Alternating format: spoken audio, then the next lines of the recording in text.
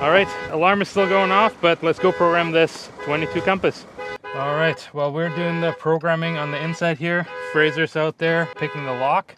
We did not buy a key code for this one, so we're gonna do this one the old-fashioned way. So let's get going with the IM608 here.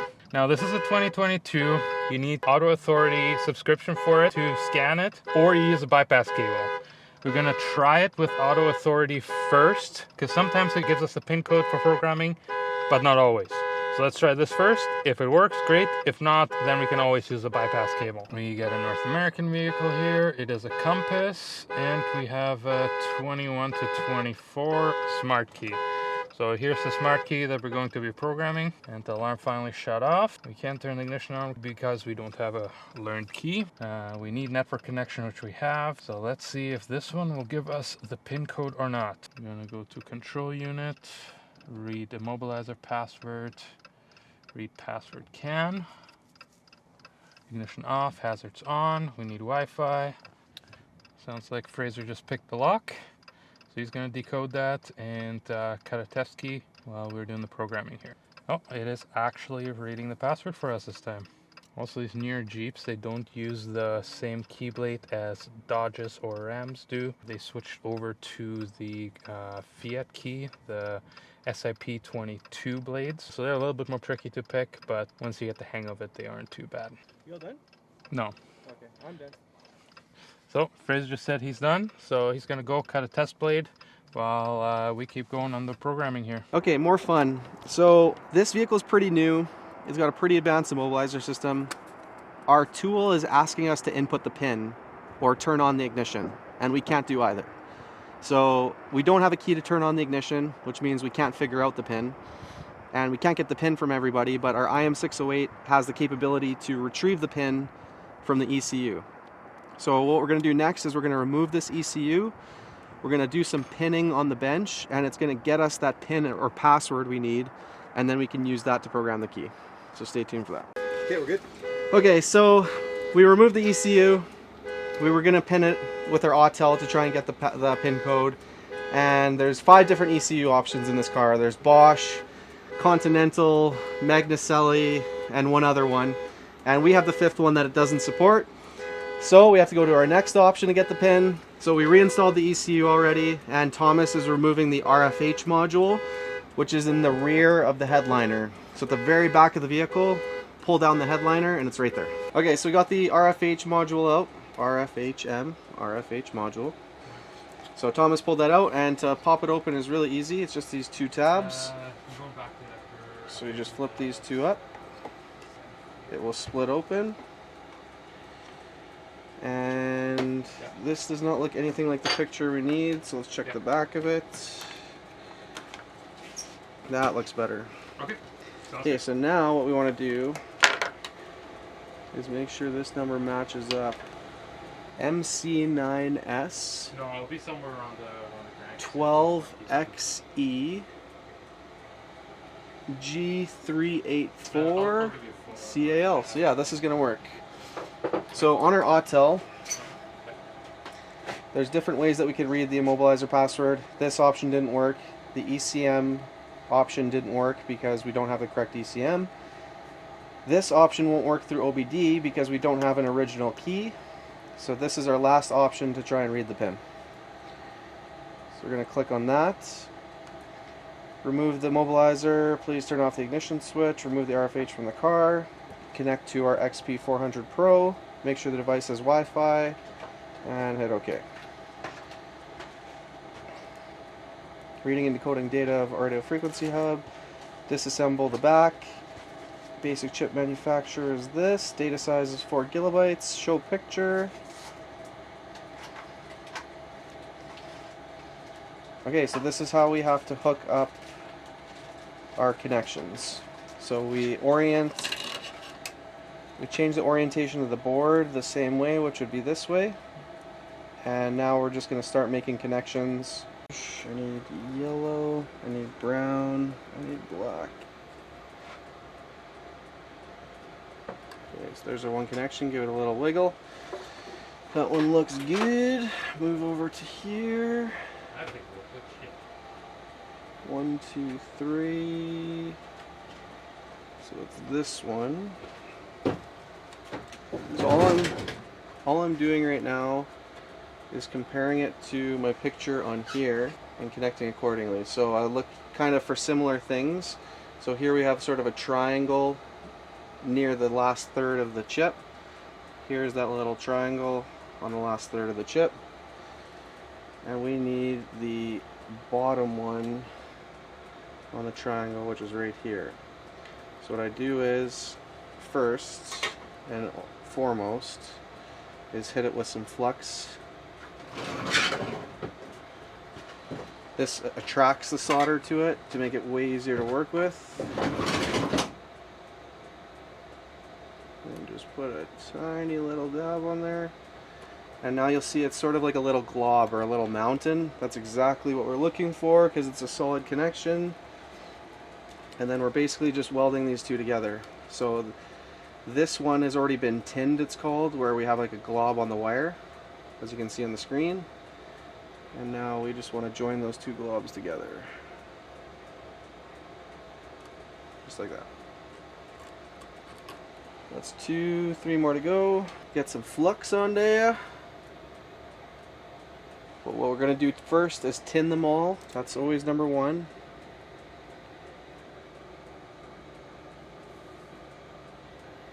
There we go, we got that one tin that I need. Gotta do this one right beside it, which sucks. I think I got lucky there and nailed it. And then this other one, which is also super close. There we go. We got super lucky on all 3 of those.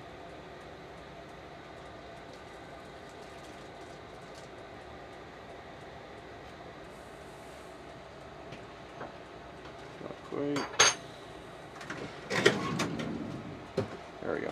Now we're going to plug these into our tool. So on our tool, the red wire is supposed to go to the VPP2 connection, Victor Papa Papa 2, and it's labeled very clearly on here how to do that. So then our yellow wire is going to, our reset wire, which goes to reset. Green wire, XCLKS, goes right behind it. Then we have our ground wire, which goes at the very back. Then we have our orange wire and brown wire left. So brown wire goes to OSC, and then orange is T/R, which is right there. Okay, so we're all connected to the board. So our tool is connected to our programmer, the XP400 Pro, which is this.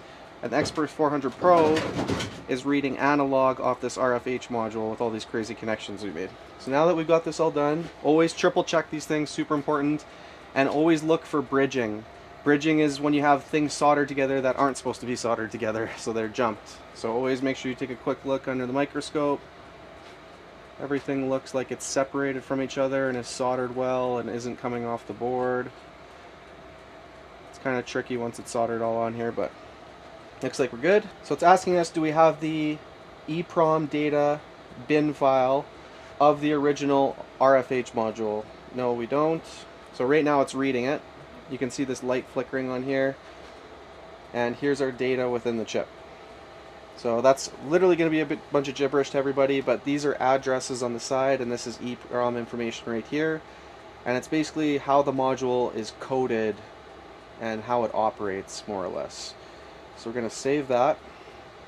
Always, always, always save these. The file is saved successfully, so we click OK.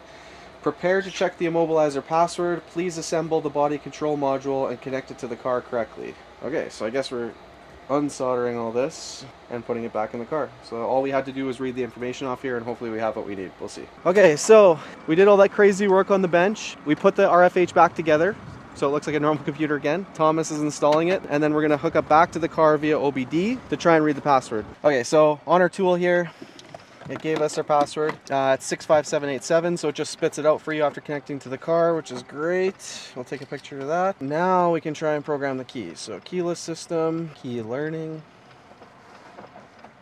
add a key. Place the smart key near the central lock near the shift bar. Make sure that the ignition is off. Make sure all wireless devices are in airplane mode. This procedure will add a new smart key without erasing when programmed. Make sure all doors are closed, that's latched. Alright, so everything is latched. Okay. 65787, it tells us to put in our pin. Fuck you, security authentication failed. All that work for nothing, eh? There must be some sort of update on this computer that's blocking it. So something is either wrong with the pin or the RFH is locked. And we'll have to replace that same computer that we just talked about. Okay, so no dice on this one with Autel, even through the EEPROM method of getting the pin and all that jazz. So our next step is to purchase a WiTech subscription. They cost, I think it's in between 75 and 100 bucks Canadian.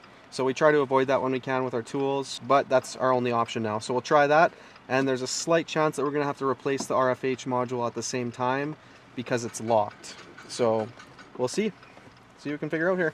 Okay, so now we're on WiTech's website, so we have to purchase a subscription first. So we're gonna get a WiTech 2.0 VIN subscription. So it's 50 bucks for a 3-day WiTech 2 subscription, or it's 40 bucks for a 1-month locked to a VIN number. So we're just gonna lock it to the VIN number because we saved 10 bucks. And then we also need a Tech Authority subscription, which is $45. So it's a total of 85 bucks. It says we have 1 subscription available. Please log into WiTech and assign a subscription to a VIN. So that's gonna be our next step. All right, here we are logged in with WiTech 2. Here we are selecting the VIN subscription. Right now it's gathering all the info from online. I'm gonna try to use the password that we read from the hub first. Well, if that doesn't work, then we're gonna have to purchase the password through WiTech as well. We are in now. Now we go to the radio frequency hub, program ignition phobics. You will need to be online to complete this, so you hit continue, put the switch ignition off, which it already is. Now we put the pin in. See if a red pin works. Okay, they want a 4-digit pin. The dealership actually gave me a 4-digit pin, with the aftermarket tool wouldn't accept, but since this is asking for a 4-digit pin, we're gonna try the 4-digit pin that the dealership gave me and see if that will work for us. Okay, so we are gonna have to purchase the pin through Chrysler. All right, we have purchased our pin through Chrysler. Let's punch that one in and we should be good to go. Progress, please wait. Okay, must be near the center console. Make sure there are no wireless devices in here. So we gotta press unlock on it, then hit OK. Sometimes you have to move it around a bit. It wants a key somewhere around the center console to pick up the frequency of the key. Sometimes you have to move them around a bit for it to pick up the signal, because the reader is somewhere under the center console. Also, what helps sometimes is getting all the change and everything out of the center console. Okay, it did not read it this time. So the battery in the key was dead. That's why I couldn't pick that up. This pin is good for 12 hours, by the way, so there's no need to rush like crazy. Have the fobic to be programmed readily available in your hands. Once you continue, you will need to get into the vehicle and press unlock button within 30 seconds. The fobic should be in the vehicle near the center console when the unlocking button is pressed, and remain there until programmed. Okay. Press and release unlock button once being programmed, and then press continue. So press unlock, continue. Negative response, error reading, fobic, traceable information. Didn't like the key. Can we get another one? Yeah. Press unlock, hit continue. Okay, it's saying that the fobic is already learned. Ah, so it did learn. Right, even though it said it failed, it learned. And we're good to go. So that was really weird that it told us that it didn't learn, and it did. But we got this one done. As you guys know, Fraser already cut the key. We're good to go. I think we're out of here for the day.